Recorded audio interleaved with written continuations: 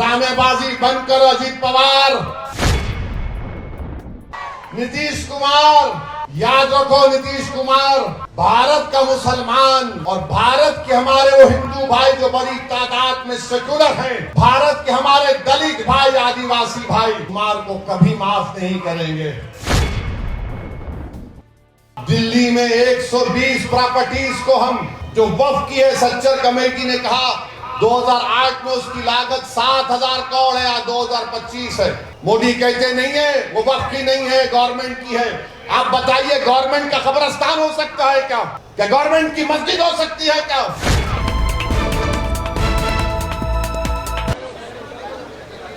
उमरैन साहब, उमरैन रहमानी साहब, secretary all India Muslim personal law board,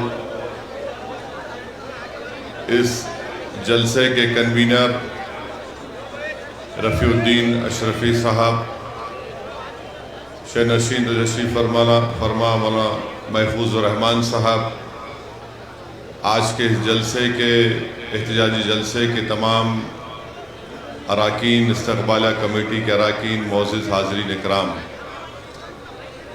अज़ीज़ान मिल्लत इस्लामिया, आपका बेहद शुक्रगुज़ार हूँ कि आपने अपना कीमती वक्त निकाल कर आज all India Muslim personal law board की जानिब से वक्फ क़ानून के ख़िलाफ़ जो एहतजाजी मुहिम का आगाज़ किया गया है, आज परभनी शहर में एक मरकज़ी जलसे आम उस वक्फ क़ानून के ख़िलाफ़ मुनक़्क़द किया जा रहा है। अज़ीज़ान मिल्लत इस्लामिया, आप जानते हैं कि पूरे वतन अज़ीज़ में लोग बड़े गमगीन भी हैं कि जो कश्मीर पहलगाम में जो पाकिस्तान से आए हुए दहशतगर्दों ने वहाँ पर जो मासूम हिंदुस्तानियों का क़त्ल किया, जिसकी वजह से हम देखते हैं कि 27 हमारे मुल्क के शहरी उन दहशतगर्दों ने उनको क़त्ल किया। तो मैं हज़रत मौलाना उमरैन रहमानी साहब से इजाज़त लिया हूँ कि मेरी आपसे गुजारिश है कि हम तमाम लोग उस दहशतगर्दाना हमले के ख़िलाफ़ और जो लोग वहाँ पर मारे गए उनसे इज़हार ताज़ियत के लिए अगर हम 1 मिनट के लिए खड़े हो जाएं तो बहुत अच्छा होगा।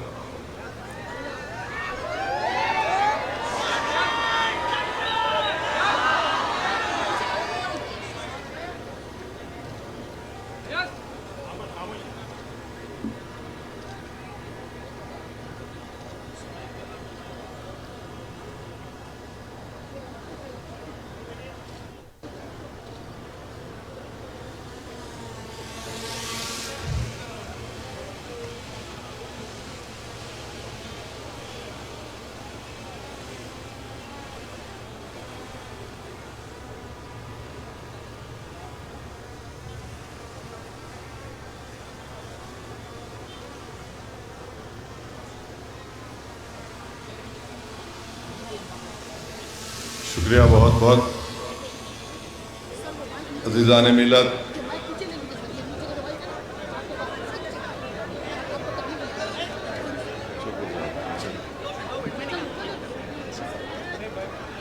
ये बांध में लगाए ना, इसलिए प्रॉब्लम है। हाँ, उसका वजन ज़्यादा है।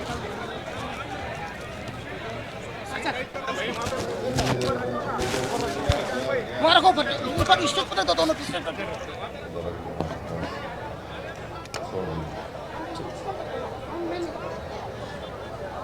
अज़ीज़ान मिल्लत, इस दहशतगर्दाना हमले के ख़िलाफ़ कश्मीर से लेकर मुल्क के कोने कोने में हर शख्स ने अपने तरीके से उसकी मज़म्मत की और अपने तरीके से इज़हार ताज़ियत भी पेश किया। कश्मीर की जामा मस्जिद में मीर वारिस ने, हज़रत मौलाना मीर वारिस ने भी जुमे के खुतबे से पहले मस्जिद के अंदर उस दहशतगर्दाना हमले के खिलाफ इज़हार ताज़ियत को पेश किया। मैं ये बात यहाँ पर ये रखना जरूरी समझता हूँ कि हम ये देख रहे हैं, बल्कि बरसों से देख रहे हैं कि पाकिस्तान से ट्रेंड याफ्ता दहशतगर्द हमारे वतन अजीज में आकर यहाँ पर दहशतगर्दी करते हैं और कई मासूम लोग अपनी जानें उसमें गंवा चुके हैं। पुलवामा हमने देखा, उरी हमने देखा, पठानकोट हमने देखा, पिछले साल जुलाई में वैष्णो देवी के करीब एक मुकाम पर 7 टूरिस्ट सैयाह को मार दिया गया। ये बड़ा ही अफसोसनाक वाकया है कि दहशतगर्द आकर खवातीन और बच्चों को अलग करते हैं, मर्द लोगों को अलग करते हैं, उनसे उनका मजहब पूछकर, और अगर वो मुसलमान नहीं है तो उनको गोली मार दिए।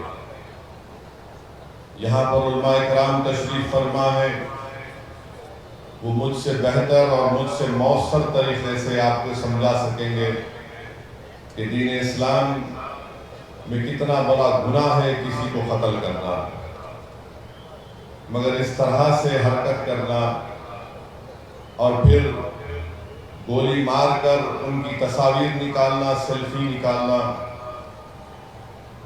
यकीनन ये लोग इंसान कहलाने के लायक नहीं है। हम जितनी भी इसकी मजम्मत करें वो कम है। बल्कि मैं अपनी पार्टी की जानिब से जब मरकजी हुकूमत ने ऑल पार्टी मीटिंग बुलाई, मैंने उस ऑल पार्टी मीटिंग में इस बात को रखा कि अक़वाम मुत्तहिदा के सिक्योरिटी काउंसिल का रेजोल्यूशन है जो 9/11 के बाद सिक्योरिटी काउंसिल ने उसको अपनाया था, जिसमें 4 निकात दिए गए। तमाम ममालिक से कहा गया कि दहशतगर्दों को पनाह नहीं देंगे, उनको पैसों से मदद नहीं करेंगे, उनकी ट्रेनिंग नहीं करेंगे। मगर बरसों से पाकिस्तान अपने मुल्क में दहशतगर्दों को ट्रेनिंग देता है भारत के खिलाफ।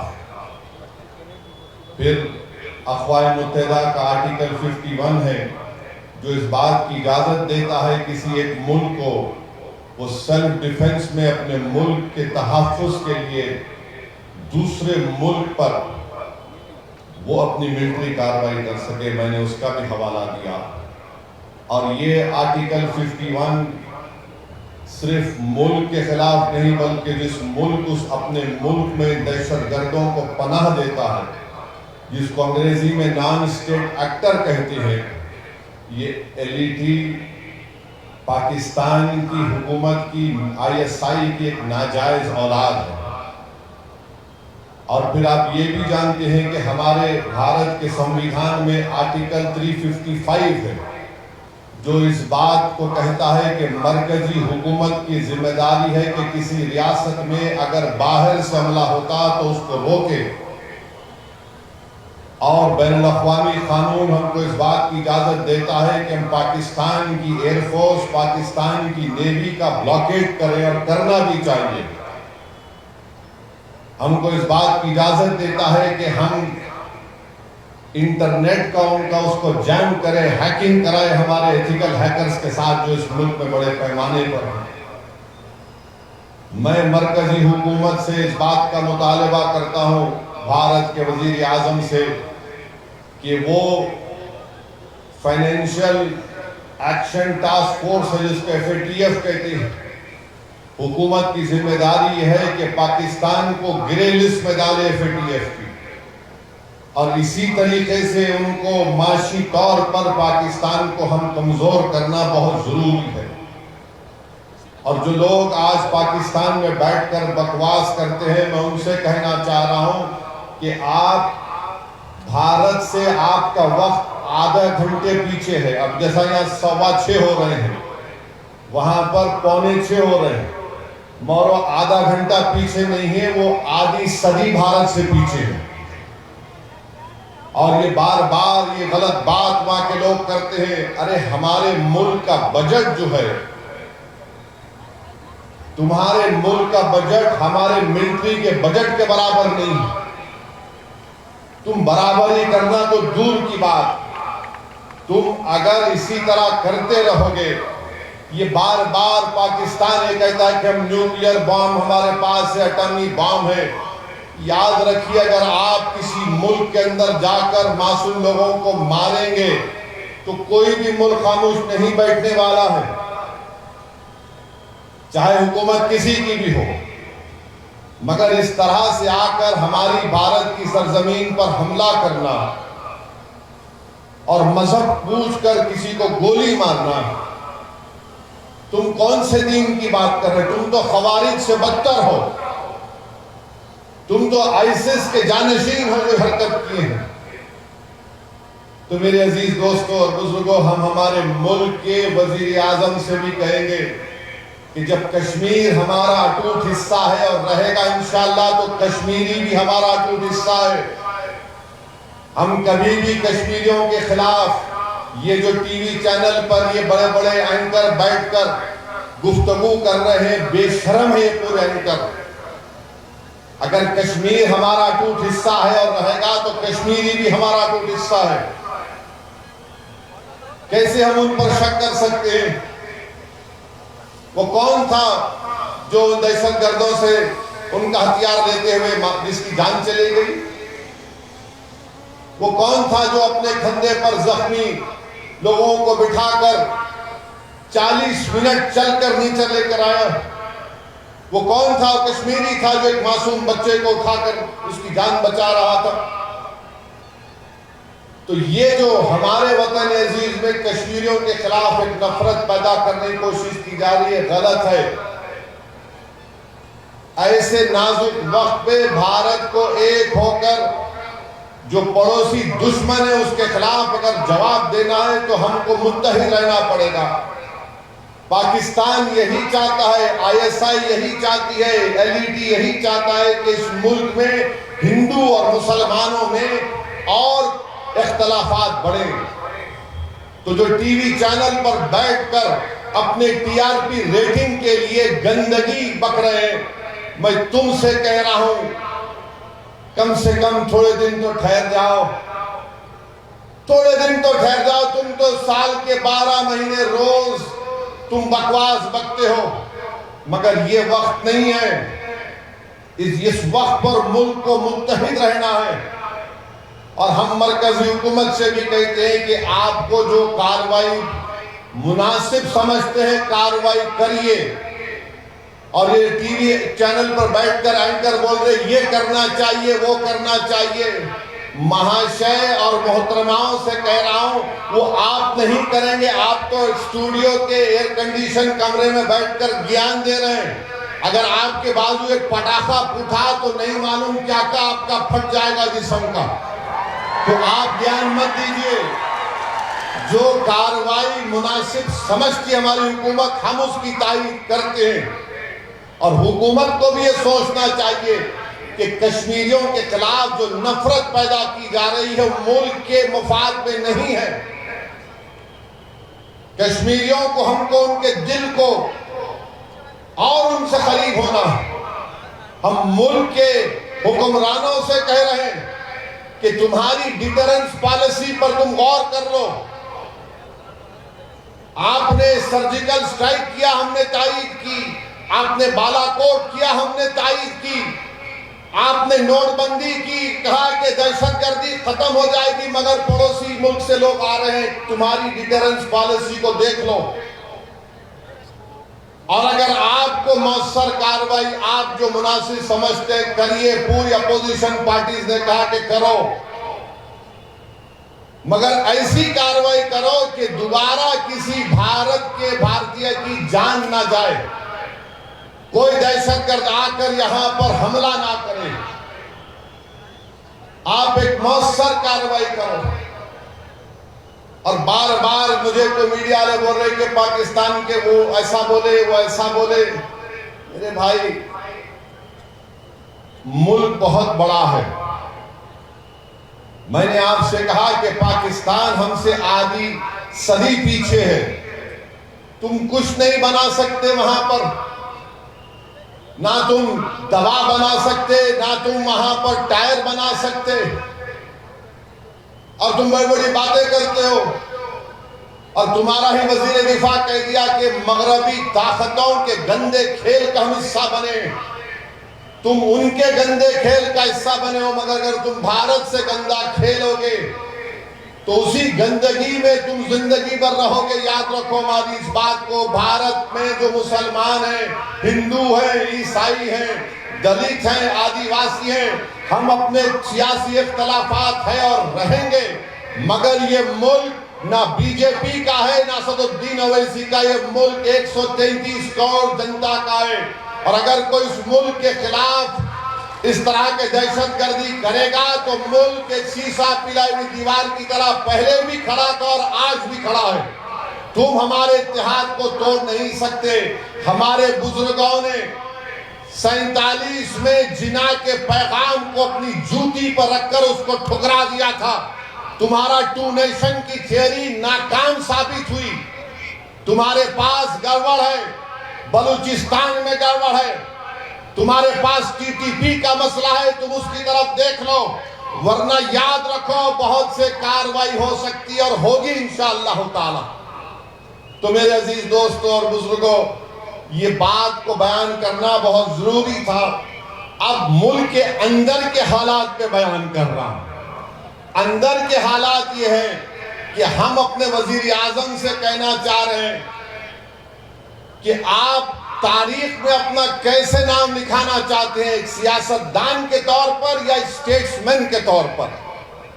अगर मोदी स्टेट्समैन के तौर पर इस दुनिया में, इस मुल्क की सियासत में नाम अपना लिखवाना चाहते हैं, तो नरेंद्र मोदी को अगर मौर्य को उनको सिर्फ सियासतदान के तौर पर ना लिख दे बल्कि स्टेट्समैन के तौर पर लिखे, तो हम नरेंद्र मोदी से कहना चाह रहे हैं कि आपको वक्फ का कानून वापस लेना पड़ेगा। अगर आप नहीं लेंगे तो आप स्टेट्समैन नहीं, सिर्फ एक पॉलिटिशियन कहलाएंगे आप। इसलिए कि ये ऐसा कानून है, नारा लगाएंगे यार, आखिर में लगाएंगे। पाकिस्तान को भी पहुंचना हमारी आवाज, और दिल्ली नरेंद्र मोदी को भी कान तक पहुंचना लगाएंगे इंशाअल्लाह। ये ऐसा कानून है जो मुसलमानों की मजहबी शनाख्त पर, हमारे ईमान पर हमला करता है। जो ऐसा कानून बनाया गया जो हमसे अपनी मसाजिद को, दरगाहों को, खानकाहों को, कब्रस्तानों को, ईदगाह की जमीन को छीनने के लिए इस तरह का कानून बनाया गया। हम इस तरह के कानून को मुस्तरद कर चुके हैं। मैंने आप तमाम की तरफ से भारत की पार्लियामेंट में बीजेपी के 300 एमपियों के सामने कहा कि ये काला कानून है, मैं इस काले कानून को फाड़ता हूं, हम इसको मुस्तरद करते हैं। और काला कानून इसलिए है कि नरेंद्र मोदी ने कानून इसलिए बनाया ताकि मुंबई में जो भारत का सबसे दौलतमंद आदमी है, जिसने एक यतीम खाने पर जो वक्फ है, आगा खानी यतीम खाने पर इस दुनिया के दौलतमंद आदमी ने अपना महल वहां पर तामीर कराया। उनका मुकदमा सुप्रीम कोर्ट में चल रहा है। तो नरेंद्र मोदी ने अपने यार को फायदा पहुंचाने के लिए इस कानून में सेक्शन 2C को ला लिया और कहा कि कानून बनने से पहले जो ट्रस्ट होगा और इस कानून के बाद जो ट्रस्ट होगा वो वक्फ नहीं होगा, क्योंकि उस दौलतमंद आदमी ने आगा खानी वक्फ ट्रस्ट से जमीन को 22 करोड़ में खरीदा। तो यह कानून मोदी अगर किसी को फायदा पहुंचा रहे हैं तो अपने दोस्तों को फायदा पहुंचा रहे हैं। मैं महाराष्ट्र के मुख्यमंत्री जो ज्यादा ही मोहब्बत करते हैं असदुद्दीन ओवैसी से, मैं उनसे पूछना चाह रहा हूं, क्या तुम उस दौलतमंद आदमी की बिल्डिंग को हासिल करोगे जो हमारी सफों में मीर जाफर, मीर सादिक और अबू जहल और अबू लहब के जानशीन हैं? मैं तुमसे पूछ रहा हूं, क्या तुम जाकर उस बिल्डिंग को हासिल करोगे जो यतीम खाने पर बनाई गई है? मगर कानून ऐसा बना दिया गया कि जैसे ही सुप्रीम कोर्ट ने अपना फैसला सुनाया, वो शख्स सेक्शन 2C के तहत उस यतीम खाने का मुकम्मल मालिक बन गया और हम उस जायदाद को खो दिए। ये कानून बनाया गया। ये बार बार बीजेपी के लोग बोलते हैं नहीं नहीं कब्जे हो गए। बीजेपी का एक पैम्फलेट बुकलेट निकाला गया, पढ़िए आप, जिसमें बीजेपी कह रही है कि 70% वक्फ की जायदादों पर कब्जा हो गया। चलिए, जब कब्जा हो गया तो आप लिमिटेशन का कानून क्यों इस्तेमाल कर रहे हैं? जो 12 साल से अल्लाह जिस चीज का मालिक है वहां पर काबिज है, तो मोदी कह रहे हैं कि तू आज से मालिक बन गया। तो 70% जायदादों का मालिक आप लैंड ग्रैबरों को, काबिजीन को बना रहे हैं। तो वक्त के मुफाद में क्या हो रहा है बताइए आप। आपने क्यों कह दिया कि वही वक्फ कर सकता है जो 5 साल के लिए मुसलमान रहेगा? किसकी मां जनी जो मुझसे आके पूछेगा तो मुसलमान है या नहीं है? मैं all India Muslim personal board के इस मुबारक प्लेटफॉर्म से कह रहा हूं, अगर गुनाहगार मुसलमान भी होगा तो फख्र से कहेगा कि हाँ मैं गुनाहगार हूं, मगर मैं अल्लाह उसके रसूल को मानने वाला हूं। तुम कौन होते हैं मुझसे आकर पूछने वाले? 5 साल दिखाना पड़ेगा। क्या तुम दिखाओगे तुम 5 साल अपने मजहब पर चल रहे नहीं चल रहे? ये कानून में जो प्रोविजन बनाया गया 5 साल का, ये सिर्फ इस्लाम को कबूल करने वालों के लिए नहीं है। अगर आप में से कल कोई जायदाद वक्फ को देना चाहता है तो कलेक्टर साहब बोलेंगे तुम 5 साल से इस्लाम पे चल रहे नहीं चल रहे। अब ये और बात है कि कलेक्टर साहब को दीन इस्लाम के अहकामात के बारे में कुछ नहीं मालूम होगा। क्या कलेक्टर साहब ये तय करेंगे कि दाढ़ी मोदी के बराबर होनी चाहिए या ओवैसी के बराबर होनी चाहिए कि प्रैक्टिसिंग मुसलमान है? अच्छा, अगर कोई हमारी बेटी या हमारी बहन या हमारी कोई खातून देना चाह रही तो कौन डिसाइड करेगा? कौन जाकर देखेगा क्या वो पर्दा नशीन है या वो हिजाब पहनती है नहीं पहनती है? तुम कौन हो भाई? अच्छा, अगर किसी को पकड़कर पीट दिए, ये राक्षस हैं जो पकड़कर पीटते हैं और उससे कहेंगे कि तू JSR का नारा लगा दे, अगर वो लगा दिया तो वो प्रैक्टिसिंग है या नहीं? ये कानून क्यों बनाया गया? इसलिए कि हुकूमत तय करेगी कि आप इस्लाम पर है या नहीं। हुकूमत का क्या काम? ये तो आइन के इक्वालिटी के सेक्शन के खिलाफ है, आर्टिकल 14 के खिलाफ है, आर्टिकल 15 के खिलाफ है, आर्टिकल 25 के खिलाफ है, आर्टिकल 26 के खिलाफ है। एक मुसलमान किसी दूसरे धर्म को अपनी जायदाद दे सकता है, मगर दूसरा धर्म का आदमी मुसलमान को नहीं दे सकता। और मुसलमान अगर 5 साल तक किसी को दे सकता है, मगर 5 साल के बाद अगर मोदी जी बोलेंगे हाँ तुमने मेरी चाय पी, मैं तुमको मुसलमान बोलता हूं, तो जब दे सकते आप बताइए कैसा कानून है ये? सेक्शन 3D बना दिए। जितने आसार खदीमा के तहत मसाजिद हैं, दरगाहें हैं, खानखाएं हैं, इमाम बाड़े हैं, कानून ये कह रहा है कि वक्फ नहीं है वो, तो क्या आप छीन नहीं रहे? आप तो छीन रहे। ASI कब आया?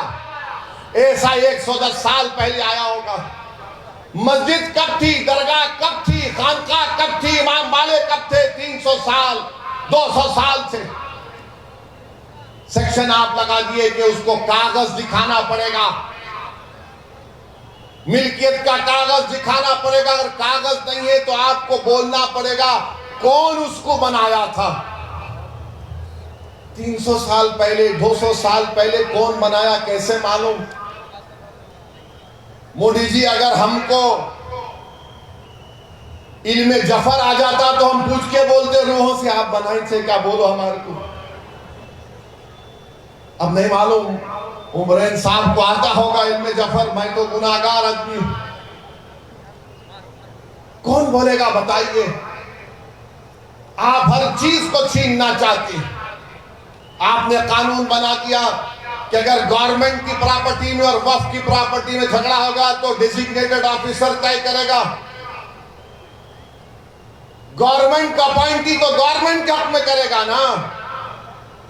तुम बोलते कोर्ट को तय करो, नहीं, तुमने कहा हमारा ऑफिसर। अब कौन सा ऐसा ऑफिसर होगा जिसकी सर्विस के 15-20 साल 5 साल रहेंगे, हुकूमत के खिलाफ के ऑर्डर देगा? नहीं देगा। और ये भारत के आईन के खिलाफ है कि कोई अपने ही मुकदमे में जज नहीं हो सकता, जिसको अंग्रेजी में कहते हैं प्रिंसिपल्स ऑफ नेचुरल जस्टिस। और हमारे आईन का जो बेसिक स्ट्रक्चर है उसका हिस्सा है ये। मगर आपने हमसे जायदाद छीनने के लिए ऑफिसर को बना दिया। आपने क्या क्या, मैं तो ये जो टीवी चैनल पर जाकर ये जो छिछोरे बैठते हैं, ये जो जोकर बैठते हैं, एक ट्रैवल एजेंट है, उन्हें इमाम एसोसिएशन का जिम्मेदार, एक फुला है, उन्हें बैठता। कभी कोई इनसे पूछता नहीं कि इसमें 44 अमेंडमेंट का एक सेक्शन बताओ जिससे वक्फ को फायदा होगा।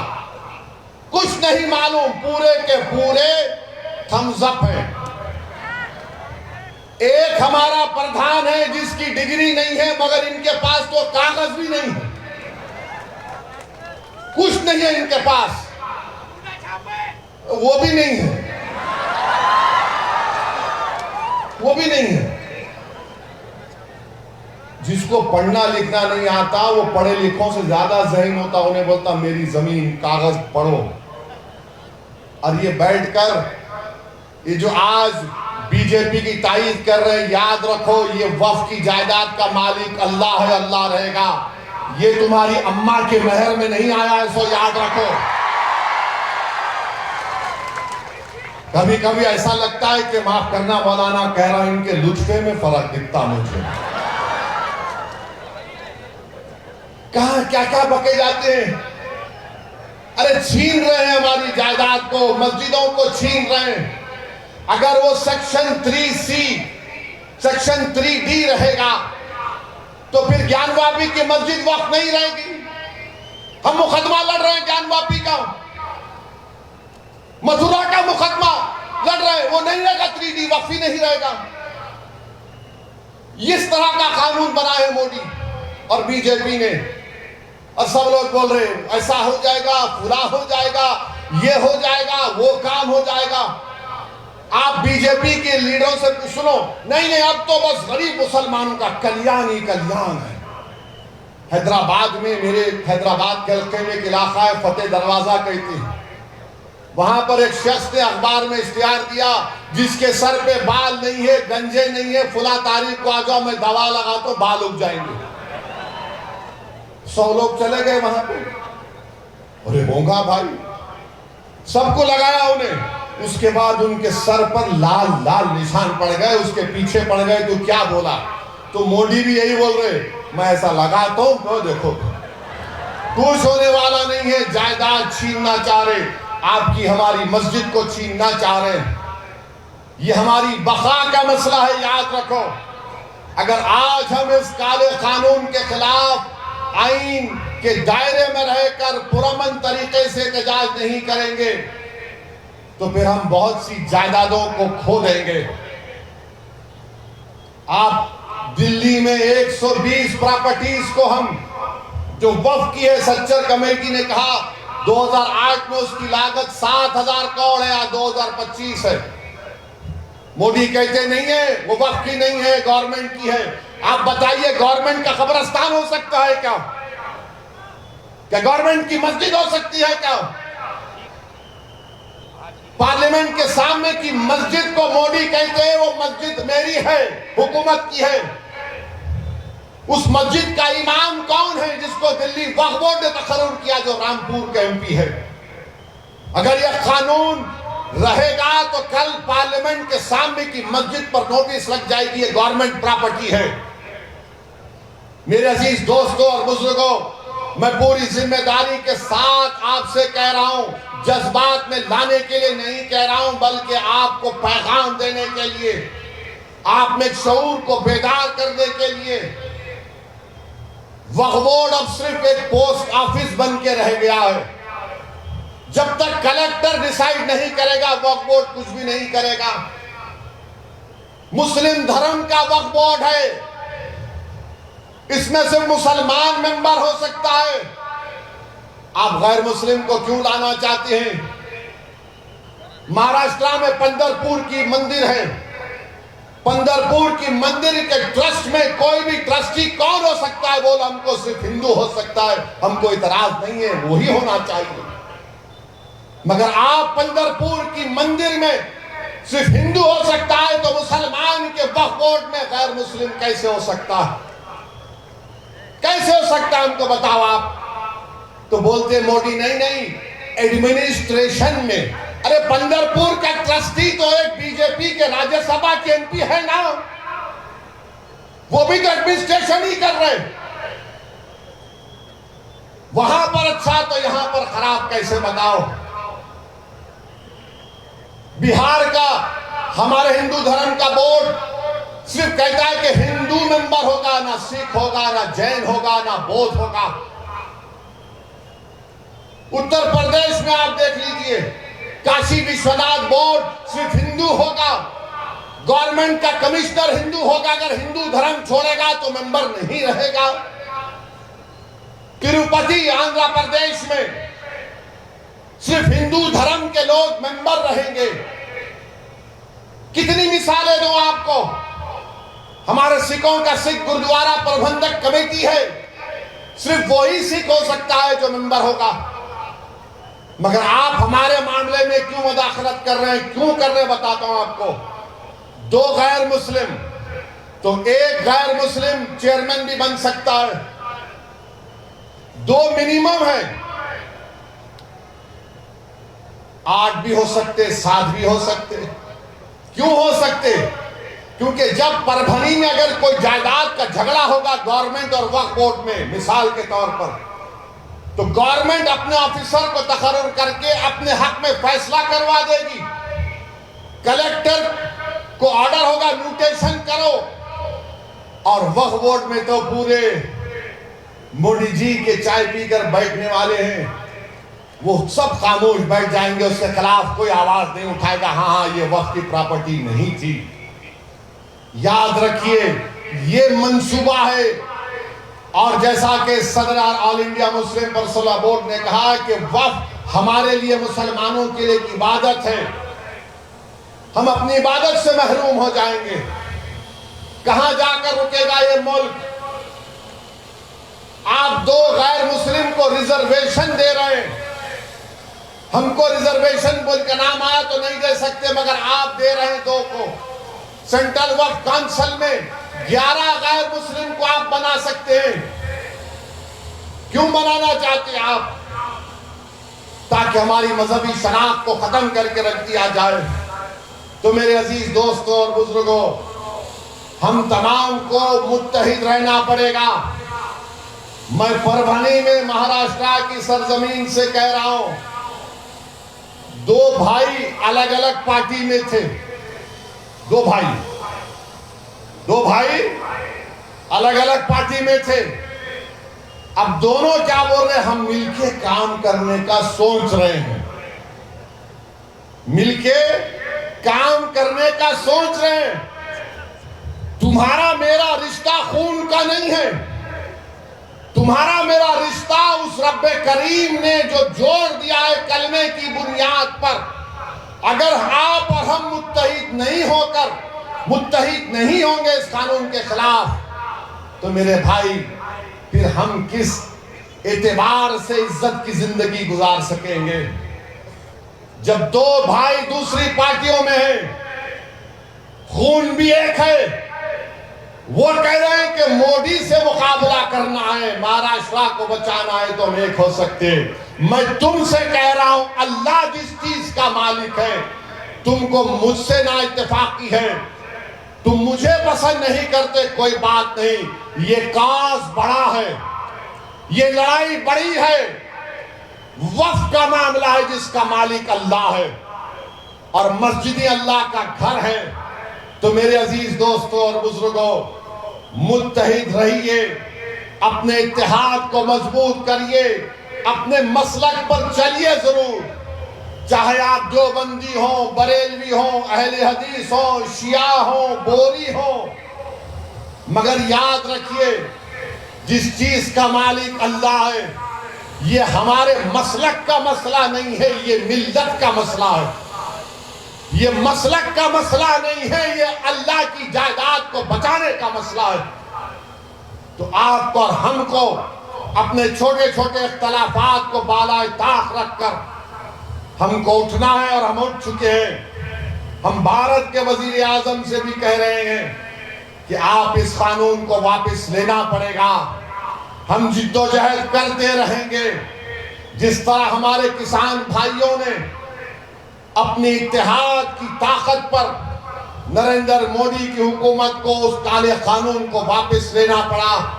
इंशाअल्लाह ताला मुझे यकीन है कि अल्लाह सुब्हानाहु ताला फजल और करम करेगा और अल्लाह हमको कामयाब और कामरान करेगा, और ये कानून को हुकूमत वक्त को वापस लेना पड़ेगा इंशाअल्लाह ताला। और मैं कह रहा हूं अजीत दादा पवार से, ड्रामेबाजी बंद करो अजीत पवार।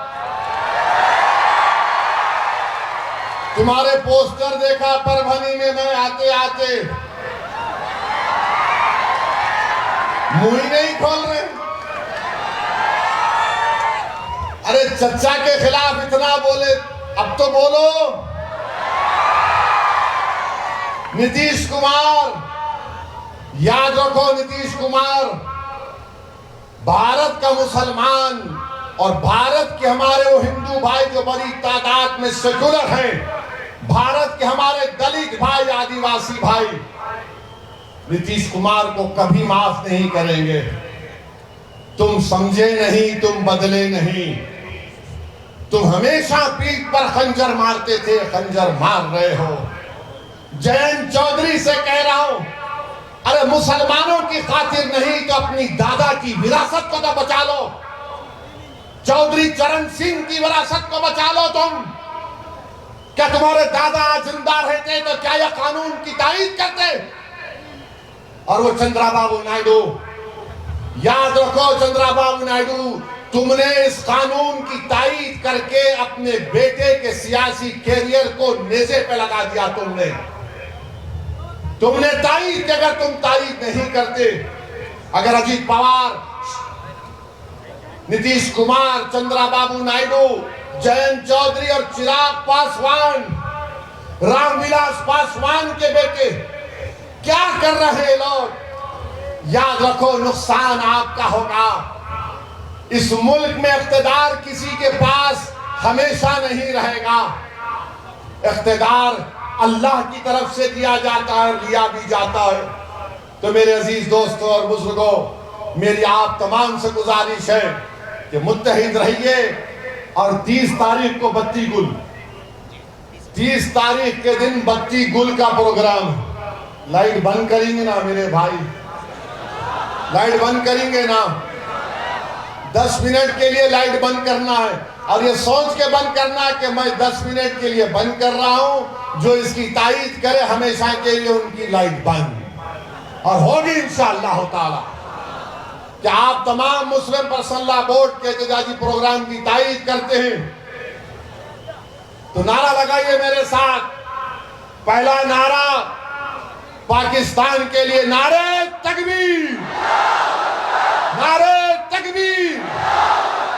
अब दूसरा दूसरा नारा हमारे वजीर आजम के कानों तक पहुंच जाए ताकि वो स्टेट्समैन बने, पॉलिटिशियन ना बने। नारे तकबीर, नहीं दम नहीं, नारे तकबीर, नारे तकबीर, भारत भारत। अस्सलाम वालेकुम।